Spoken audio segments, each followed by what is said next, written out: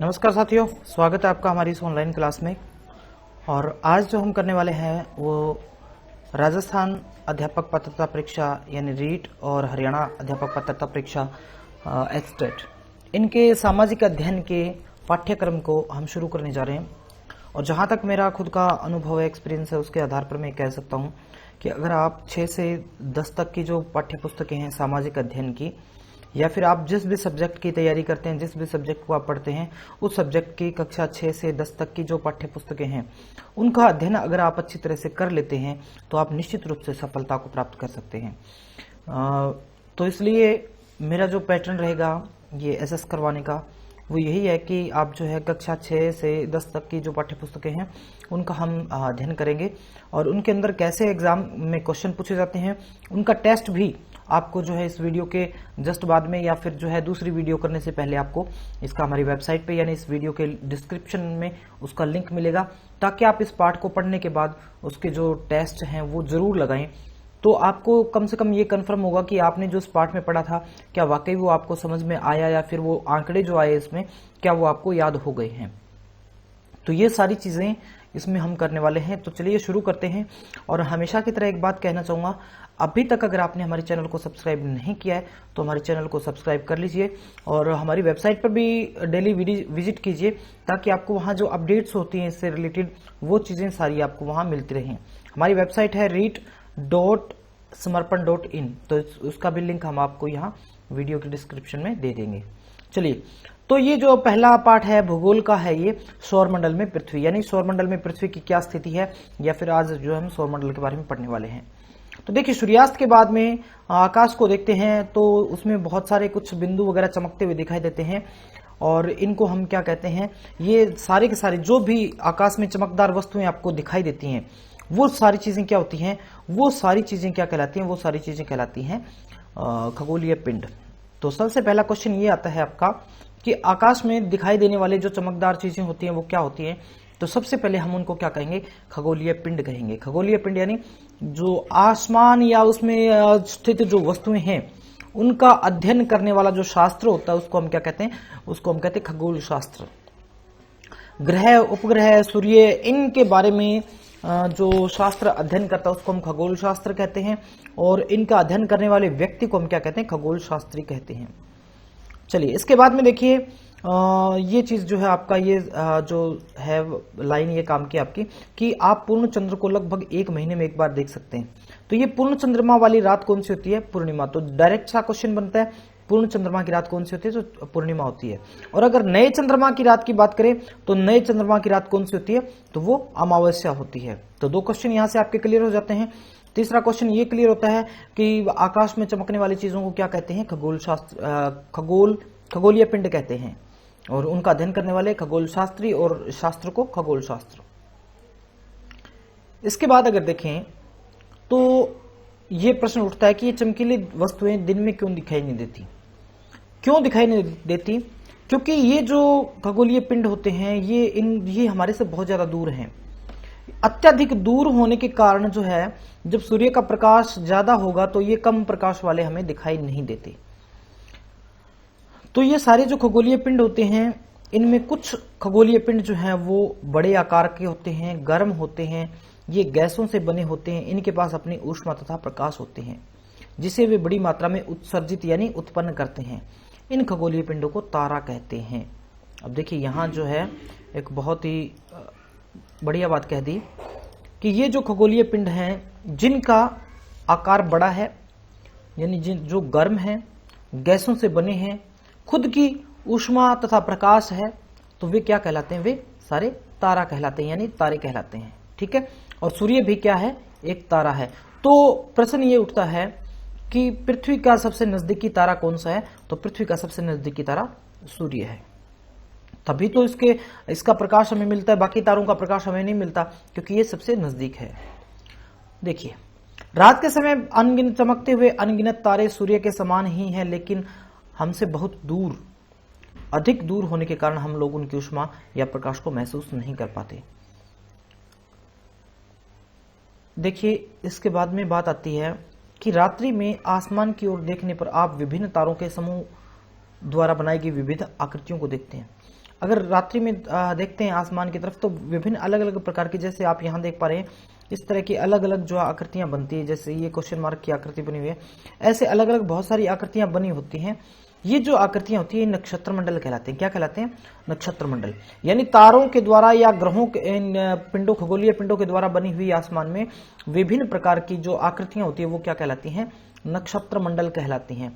और ये नक्षत्र मंडल जो है वो उसमें से क्या है, एक है Ursa Major, Ursa Major, Ursa Major, Ursa Major या बिग बियर। तो ये क्या है? एक प्रकार का नक्षत्र मंडल है। ये नक्षत्र मंडल एक प्रकार का, और इसी नक्षत्र मंडल का एक हिस्सा है सप्तऋषि तारामंडल। यानी कि सप्तऋषि तारामंडल किस नक्षत्र मंडल का हिस्सा है? तो वो किसका हिस्सा है? वो है हमारा बिग बियर या उर्सा मेसर का। ठीक है, सप्त तारा यानी ये जो 7 तारे हैं इनको 7 ऋषियों की संज्ञा दी गई है। प्राचीन कहानियों में कहते हैं कि ये 7 ऋषि थे और ये 7 ऋषि जो है यहाँ विराजमान है। यह 7 तारों का समूह है जो कि नक्षत्र मंडल उर्सा मेजर का भाग है। आप किसी बड़े व्यक्ति से, तो आप तो समझदार हैं, आप इन चीजों को आप आसमान में देख भी सकते हैं। प्राचीन समय में लोग रात्रि में दिशा का निर्धारण तारों की सहायता से करते थे। उत्तरी तारा उत्तर दिशा को बताता था, ध्रुव तारा कहते हैं इसको। एक ध्रुव तारा होता है जो कि बिल्कुल उत्तर में आपको दिखाई देता है और वो हमेशा उत्तर में ही चमकता है, उत्तर दिशा में ही दिखाई देता है। तो जब आप ये आसमान में देखेंगे तो ये देखिए इस तरह की जो क्वेश्चन मार्क की, या आप ये कह सकते हैं इस तरह के 2 की जो आकार वाला जो तारे होते हैं इस तरह जो बने होते हैं, इनके नीचे वाले, बिल्कुल नीचे वाले जो है उनको अगर उत्तर दिशा में आप देखोगे तो इस तरीके से आपको जो है 3 तारे बिल्कुल एक लाइन में दिखाई देंगे। और सबसे जो दूर वाला तारा है वो तारा कौन सा है? ध्रुव तारा है। तो ये जो इस तरीके से आप इनको देख सकते हैं, तो ये ध्रुव तारा कहलाता है। ध्रुव तारा हमेशा उत्तरी ध्रुव पर होता है और हमेशा वही एक स्थान पर ही हमेशा एक स्थान पर दिखाई देता है। हम इन सप्तऋषि तारों की सहायता से, जो सप्तऋषि के जो नीचे वाले 2 तारे हैं इनकी सहायता से देख सकते हैं, बिल्कुल एक लाइन में ये आपको दिखाई देंगे। अच्छा, ये तो थे तारे।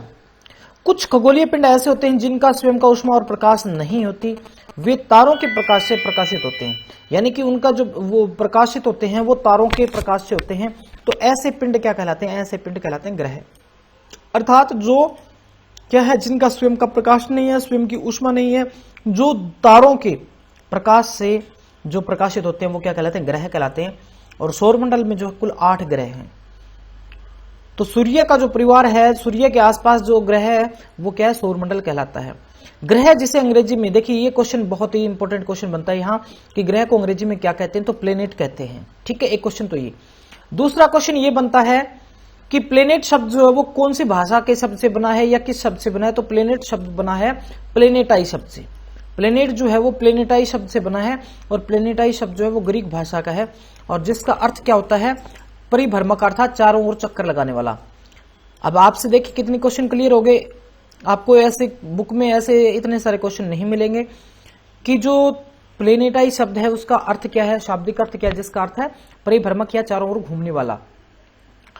पृथ्वी जिस पर हम रहते हैं वह क्या है? एक ग्रह है। यह पृथ्वी भी क्या है? सूर्य से ऊष्मा और प्रकाश प्राप्त करती है और सूर्य क्या है? एक तारा है। पृथ्वी के सबसे नजदीक का तारा है।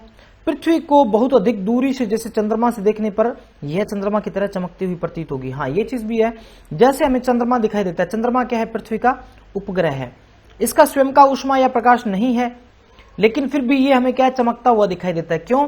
क्योंकि सूर्य का प्रकाश इसके ऊपर पड़ता है तो ये चमकता हुआ दिखाई देता है। इसी तरीके से अगर हम चंद्रमा से पृथ्वी को देखेंगे तो कैसे दिखाई देगी? तो वो भी चंद्रमा की तरह चमकती हुई ही हमें दिखाई देगी। कुछ रोचक तथ्य ये देखिए, ये जो चीजें होती है बुक में, एनसीईआरटी के सिलेबस में, ये बहुत सारी ये चीजें बहुत अच्छी होती हैं और ये एग्जाम बेस्ड होती है। एग्जाम में काफी कॉम्पिटिटिव एग्जाम में काफी ज्यादा संभावनाएं रहती है इनकी। बृहस्पति, शनि तथा यूरेनस के चारों ओर छल्ले हैं। आप चित्र में देख सकते हैं, बृहस्पति, शनि और यूरेनस के चारों ओर छल्ले हैं। ये छल्ले विभिन्न पदार्थों के असंख्य छोटे छोटे पिंडों से बनी पट्टियों के हैं। पृथ्वी से इन छल्लों को शक्तिशाली दूरबीन की सहायता से देखा जा सकता है। शक्तिशाली दूरबीन जो वैज्ञानिक प्रयोग करते हैं, ऐसे दूरबीन से इनको हम देख सकते हैं। इसके बाद में देखिए ये आंकड़े दिए हुए हैं, ये आप कक्षा 6 की जो भूगोल की पाठ्य पुस्तक है उसमें से देख सकते हैं।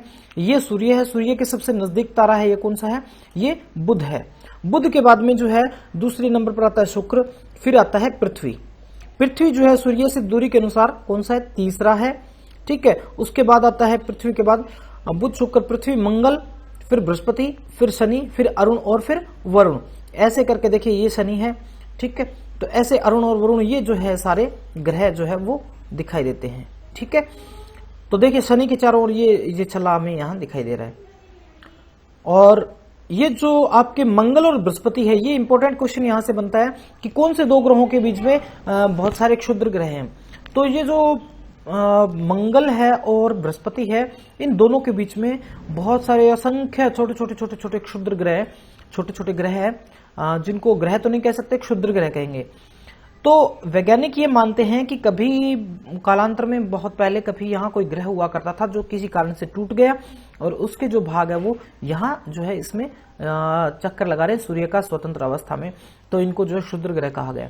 तो एग्जाम में क्वेश्चन ये आता है कि कौन से दो ग्रहों के बीच में क्षुद्र ग्रह पाए जाते हैं, कौन से दो ग्रहों के बीच में क्षुद्र ग्रह पाए जाते हैं। ज्यादातर क्षुद्र ग्रह तो वो मंगल और बृहस्पति के बीच में पाए जाते हैं। तो ये आंकड़े यहां दिए हुए हैं, ये आप पढ़ सकते हैं, इनको अच्छे से इनको नोट डाउन कर सकते हैं। इसके बाद में आगे बढ़ते हैं तो देखिए आसमान में दिखने वाला चंद्रमा एक उपग्रह है। देखिए जो सूर्य के चारों ओर चक्कर लगाते हैं, जिनका स्वयं का ऊष्मा प्रकाश नहीं है, वो ग्रह हैं। लेकिन ग्रहों के चारों ओर चक्कर लगाने वाले क्या है, उसको हम क्या कहते हैं, उपग्रह कहते हैं। और चंद्रमा क्या है, उपग्रह किसका, पृथ्वी का। यह हमारी पृथ्वी का सहचर है। सहचर यानी साथ साथ चलने वाला, सहचर होता है साथ चलने वाला। अब देखिए क्वेश्चन आता है कि पृथ्वी का सहचर किसे कहा गया है, तो पृथ्वी का सहचर कौन है, चंद्रमा है। हमारी पृथ्वी के समान 7 अन्य ग्रह जो सूर्य से प्रकाश और ऊष्मा प्राप्त करते हैं, उनमें से कुछ के पास अपने चंद्रमा भी है, यानी उनमें से कुछ के पास अपने खुद के उपग्रह हैं और कुछ के नहीं है। सौरमंडल, अब सौरमंडल की बात करें तो सौरमंडल जो है उसमें एक सूर्य, 8 ग्रह, उपग्रह तथा कुछ अन्य खगोलीय पिंड जैसे क्षुद्र ग्रह, उल्का पिंड, ये सारे हैं और ये मिलकर के क्या करते हैं, सौरमंडल का निर्माण करते हैं। अर्थात सौरमंडल में कौन कौन है, तो एक सूर्य स्वयं है, दूसरा 8 ग्रह हैं, कुछ उपग्रह है, कुछ खगोलीय पिंड जैसे क्षुद्र ग्रह, उल्का पिंड, ये सारे हैं और ये सारे मिलकर के क्या बनता है, सौरमंडल कहता है। और इसे हम सौर परिवार का नाम भी देते हैं। दूसरा क्वेश्चन ये आता है कि सौरमंडल का मुखिया कौन है, तो वो सूर्य है। देखिए यहां से सूर्य के बारे में कुछ कहा है कि पौराणिक रोमन कथाओं में सोल सूर्य देवता को कहा जाता था। सूर्य देवता को क्या कहा जाता, सोल। अब क्वेश्चन यहां से ये बनता है कि पौराणिक रोमन कहानियों में सूर्य देवता को क्या कहा, तो सोल कहा है। सौर शब्द का अर्थ है सूर्य से संबंधित, अर्थात सूर्य से संबंधित क्या है उसको हम सौर कहते हैं, इसलिए सूर्य को हम सौर मंडल या सोलर सिस्टम कहते हैं, सौर परिवार कहते हैं। अब देखिए सूर्य की बात करें तो सूर्य बिल्कुल केंद्र में स्थित है, यानी बीच में स्थित है और सारे ग्रह इसके चारों ओर चक्कर लगाते हैं। और यह क्या है, यह बहुत बड़ा है और अत्यंत गर्म गैसों से बना हुआ है। गर्म गैसों से बना हुआ हीलियम, हाइड्रोजन गैस जो है इनसे ये बना हुआ है। इसका खिंचाव बल हमें इससे सौरमंडल को बांधे रखता है, यानी कि इसका जो गुरुत्वाकर्षण बल है वही जो है वो सौरमंडल के सारे ग्रहों को इसके चारों ओर बांधे रखता है। सूर्य सौरमंडल एवं प्रकाश एवं ऊष्मा का एकमात्र स्रोत है, यानी पूरे सौरमंडल के अंदर जितने ग्रह हैं, उपग्रह हैं, उनके लिए जो सोर्स है ऊष्मा का, प्रकाश का सोर्स है, वो कौन है, अकेला सूर्य है। लेकिन हम इसकी अत्यधिक तेज ऊष्मा को महसूस नहीं करते, क्योंकि यह सबसे नजदीक तारा होने के बावजूद भी यह हमसे सबसे बहुत दूर है। दूर होने के कारण जो हम इसके गर्मी को अत्यधिक महसूस नहीं करते। सूर्य पृथ्वी से लगभग 15 करोड़ किलोमीटर दूर है। कितना दूर है, 15 करोड़ किलोमीटर दूरी है पृथ्वी की सूर्य से या सूर्य की पृथ्वी से। और सूर्य का जो प्रकाश होता है वो पृथ्वी तक पहुंचने में 8 मिनट और 19.5 सेकंड का समय लगता है, यानी एग्जाम में आता है वो 8 मिनट और लगभग 20 सेकंड का समय आता है। तो 8 मिनट लगभग 20 सेकंड का समय सूर्य का प्रकाश पृथ्वी तक पहुंचने में लगता है। और पृथ्वी जो प्रकाश की गति है वो 3 लाख किलोमीटर प्रति सेकंड है। इसके बाद में ये सूर्य तक कर लिया, एक पार्ट हो गया हमारा। आज दूसरा जो पार्ट है वो हम अगली वीडियो में करेंगे, क्योंकि वीडियो काफी लंबा हो जाएगा। उम्मीद है समझ में आया होगा। किसी भी प्रकार का कोई सुझाव है तो आप कमेंट करके वीडियो के नीचे बता सकते हैं। हमारे चैनल को अभी तक सब्सक्राइब नहीं किया तो चैनल को सब्सक्राइब कर लीजिए, ताकि आने वाली हर एक वीडियो का नोटिफिकेशन आपको सबसे पहले मिलता रहे। वीडियो देखने के लिए बहुत बहुत धन्यवाद।